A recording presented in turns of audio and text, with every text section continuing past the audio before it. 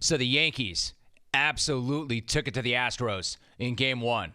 No, correction. Gleyber Torres took it to the Astros in game one. RBI double in the fourth. Bomb in the sixth. 2-run single in the seventh. RBI ground out in the ninth. 3 for 5, home run, 5 RBI, and he powered the Yankees to a 7-0 win Saturday night. That meant the Astros were essentially in a must-win situation last night. I mean, they could lose game 2 and fall behind 2-0 in the series and then head back to New York. But then you'd have to beat a team that never beats itself 4 out of 5 games. I wouldn't recommend that. In other words, the stakes could not have been any higher. And their starting pitcher, Justin Verlander, knew it. So did Yankees manager Aaron Boone. That's why Boone came to get his starter, James Paxton, after only 7 outs. You know, maybe he was tipping pitches, maybe not, but Boone was not going to leave anything to chance. I mean, he wasn't terrible, but Houston scored 1 run in the bottom of the second to take the lead. Then they had a pair of 1-out singles in the third. In the regular season, you say that's fine, that's good. Let him stay out there, let him work through it. But in the postseason, with Verlander as the opposing number, there's no margin for error. So you come and get Paxton, you turn it over to the bullpen, and that worked. Chad Green ended the threat in the third, and then Aaron Boone kept the Yankees in it in the third, and Aaron Judge put them ahead in the fourth. It's a big dude hitting a big bomb. 2-1 Yankees. And at that point, it was pretty clear that was going to be a battle. I mean, a long battle. Neither side giving in at all. George Springer saw the Judge bomb and decided to match it himself in the bottom of the fifth. He hit that one a long way. Tie game. So at that point, it's clear this thing is on a knife's edge. That game was not going to be over anytime soon. And if you did not know it in the bottom of the fifth, you definitely knew it in the top of the sixth. 2 outs. Runners on first and second. Carlos Correa, man, pure magic. Magic. Unbelievable play.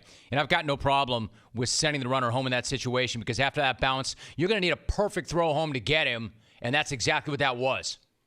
Not just a perfect throw, but one that was measured at 87 miles per hour.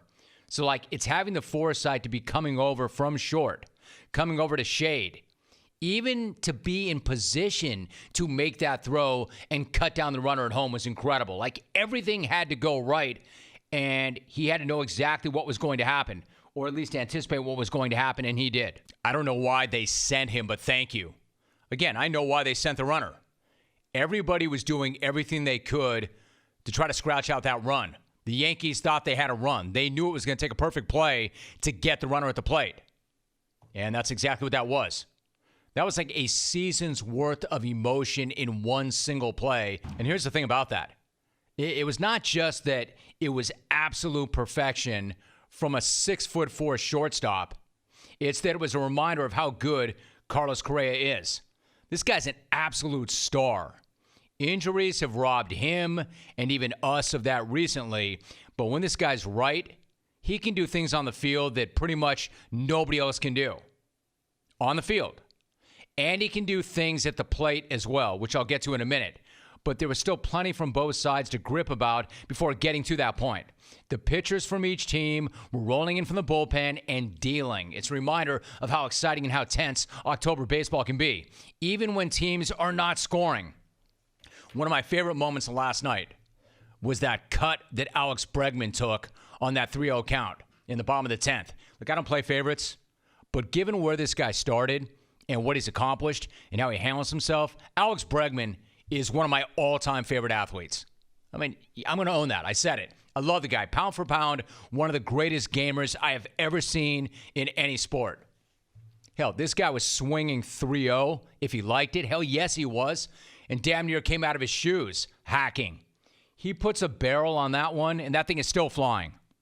But that's not the only moment like that. You had Gary Sanchez in that 10-pitch at bat with 2 on in the top of the 11th.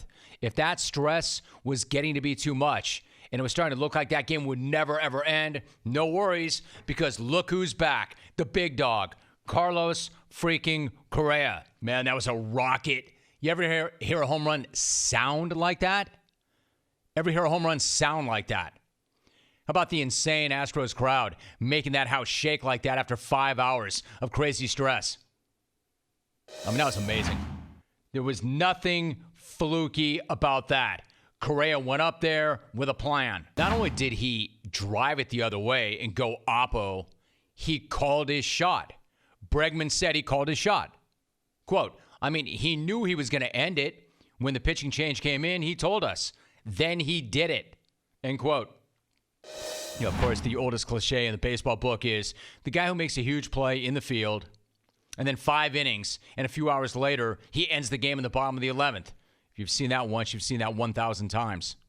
The actual truth is Correa didn't just win that game, he changed that series. Instead of Houston going to New York down 2-0, they're going there tied up at a game apiece with Garrett Cole on the mound for Game 3.